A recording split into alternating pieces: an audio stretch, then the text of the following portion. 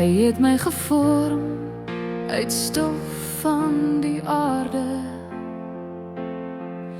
Sy asem het my lewe geblaas. Nie van veraf nie, nie stil en afstandelik nie,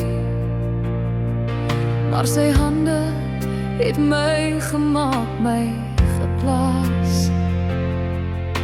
Hy werk in die begin, hy werk in die pyn, in elke oomblik donker of rein.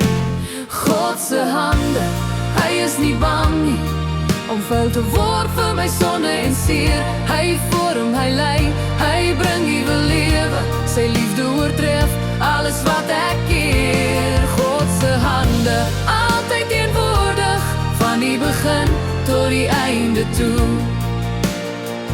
Hy het Moses begrawe in stil verdriet. Sy hande het die aarde aangeraak. Hy is daar in donker, hy is daar in hartseer.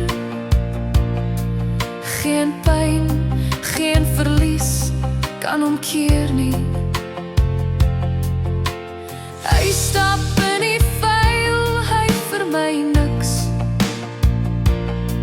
Sy genade bring herstel en lig. God se hande, hy is nie bang nie om vuil te word vir my sonde en seer. Hy vorm, hy lei, hy bring nuwe lewe. Sy liefde oortref alles wat ek keer. God se hande, altyd teenwoordig, van die begin tot die einde toe.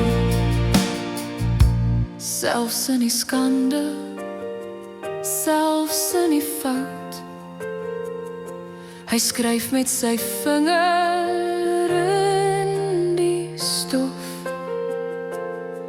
Hy veroordeel nie, hy bring genade. Hy neem my lewe en maak dit nuut. God se hande, hy is nie bang nie om vuil te word vir my sonde en seer. Hy vorm, hy lei, hy bring nuwe lewe. Sy liefde oortref alles wat ek keer. God se hande, altyd teenwoordig, van die begin tot die einde toe. God se hande, altyd teenwoordig, van die begin tot die einde toe.